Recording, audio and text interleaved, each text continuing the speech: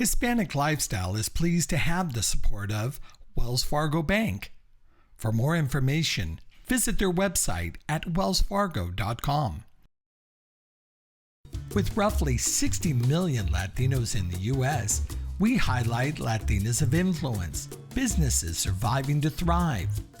We talk culture, travel, health, wellness, music, entertainment, and of course, food. Our passion is to share inspiring stories with the community. I'm Richard Sandoval, and this is Hispanic Lifestyle. Good afternoon, John. How are you? Off camera, we were talking about you just came back from Cancun. Is that how you're finishing off this pandemic and opening up a new chapter in for 2021? Yeah, I felt like it was time. Hadn't been on a real good trip since the pandemic started, of course. And for me, a good week on a beach is relaxation and recuperation. So that worked well. So it was good. And it was just like the old days, the airport was crowded, the plane was crowded. The hotel wasn't too bad, but it was fun. It was good to get away. And I can kind of considered it practice retirement. I'm trying to get into the retirement mode. Okay. Well, we're going to talk about that in a little bit, but before your retirement, you're getting ready to open up the museum, if you will. And how is that going? And when is it happening? And what do you have planned for the plaza? Sure. We've been closed since the pandemic started consecutively. So from about March 19th, when LA County entered the yellow tier, we opened around April 15th. So it was over a year of being closed, and a museum without visitors is like a restaurant without patrons. We've got great stuff on the walls that nobody can see. So when we got into the yellow tier here in LA County, we began a phased opening, which included reservations, testing, and so forth. And that's worked out well. So we had been partially open. We reduced our operating hours from Thursday to Sunday. And we've had, a building response to that. So people have been coming back. And now with the full state reopening on June 15th, we won't have any capacity limits. So we'll be open to full capacity. We'll probably go back to our regular schedule, which means we'll only be closed on Tuesdays.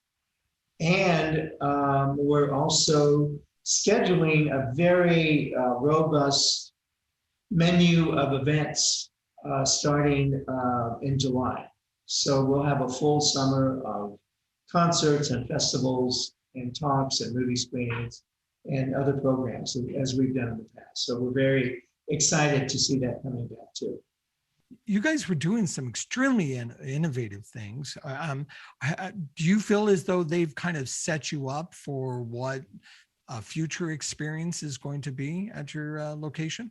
Yeah, very much so, because what happened was we had just set up a very interesting exhibit of the works of Carlos Almaraz, who's one of our more renowned Chicano artists. And we had an opening reception scheduled for that on the night that the governor announced the state closing. Okay, so we canceled that the week before, but because the lockdown went into effect that day, we had to think fast. And what we did, Richard, borrowing a page from your book, is we decided to do a live Zoom stream of that. Okay. On Zoom and Facebook, actually. And, we had no experience doing that. We had only learned what Zoom was, I think, a week before. So it was very much a learning curve, but it went off well. And it was a very good experience where we had our curator and Carlos's wife, Elsa, here with us. and they walked through the exhibit, and we followed them around with our camera, and we kept tripping over cords, but it worked out okay. So based on that, and based on the response that we received, we decided to do that more often, and we created a program called En Casa con la Plaza that's hosted by our marketing director, Abelardo de la Peña Jr.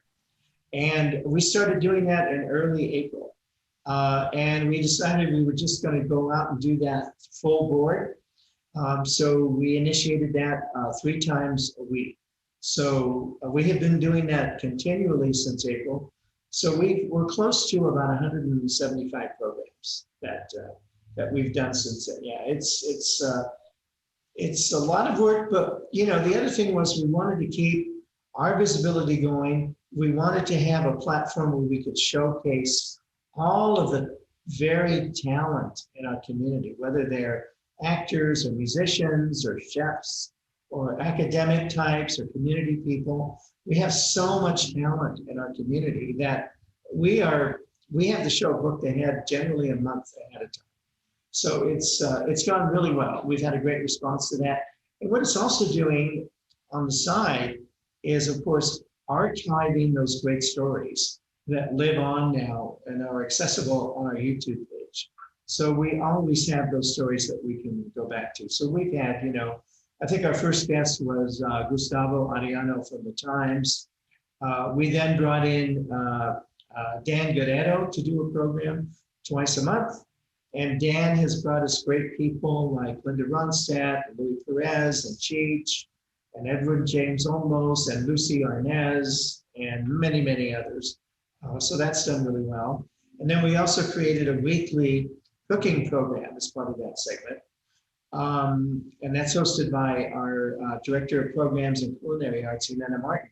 So we do that every Monday afternoon. And we feature a lot of the top chefs, not only here from the Southern California area, but we've had chefs participate from throughout Mexico. So that's gone really well too. So that's one example of what we've done on the digital side. And that's opened up a much wider audience for us, and also a national and international audience for us too. The other guy we've worked with as well, so I don't forget him, is Beto Arcos, who's a great musicologist. And Beto hosts a program about once a month that features some top entertainers from here or from Latin America. As you're reopening, are you going to continue on those programs?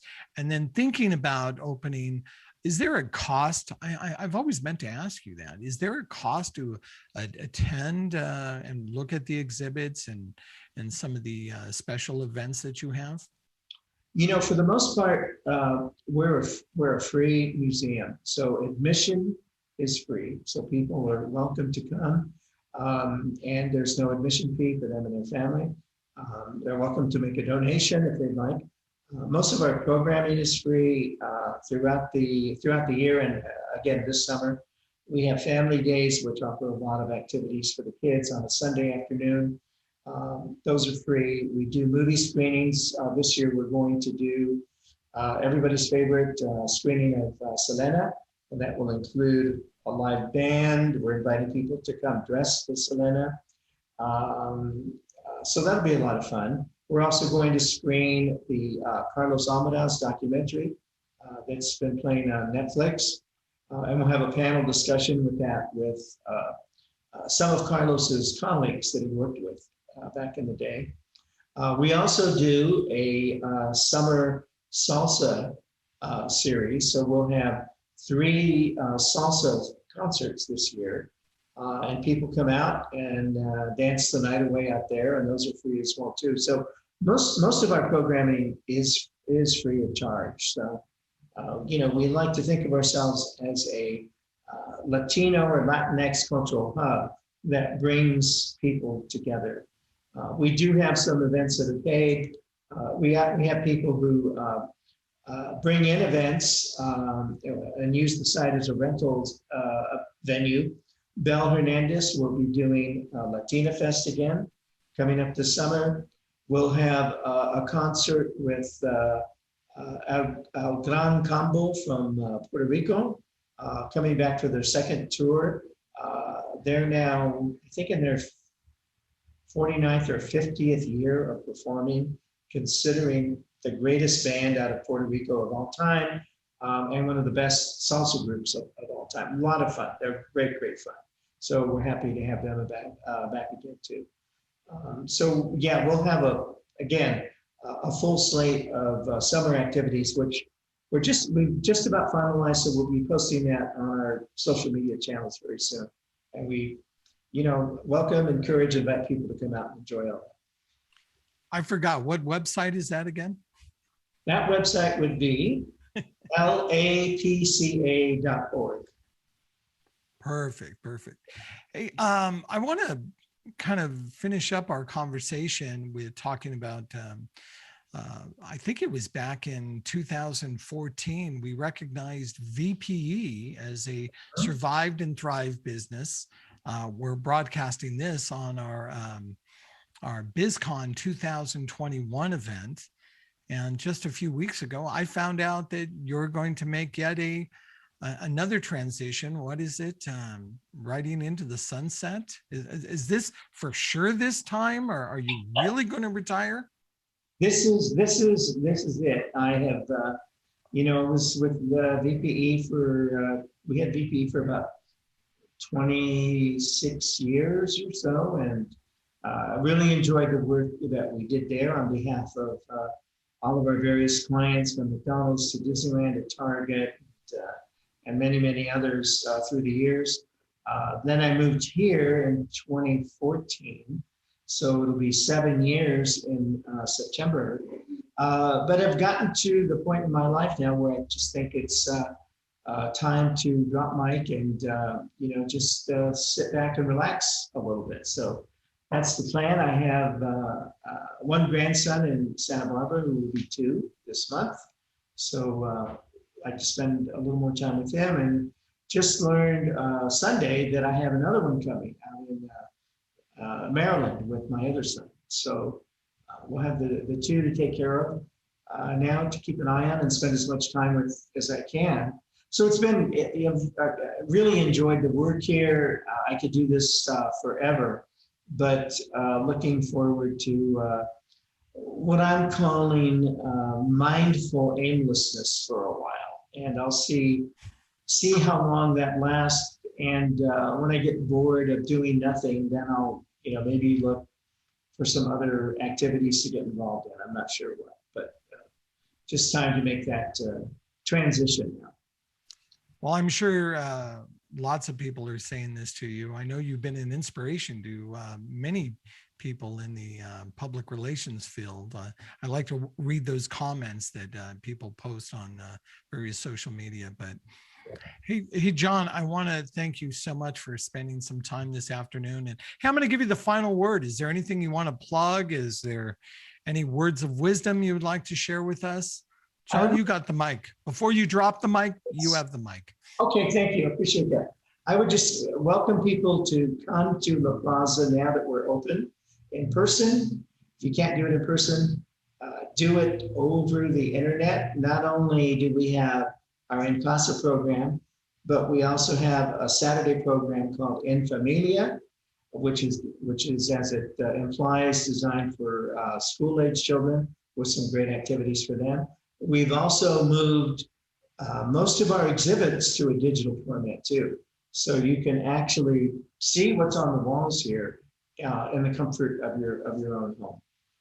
So it's just, I think the main lesson of La Plaza and our main purpose for being is to have a greater appreciation of our culture, of our accomplishments, so that as we like to say, we honor that past and we inspire the future by learning about where we've been and getting some sense of where we're going to.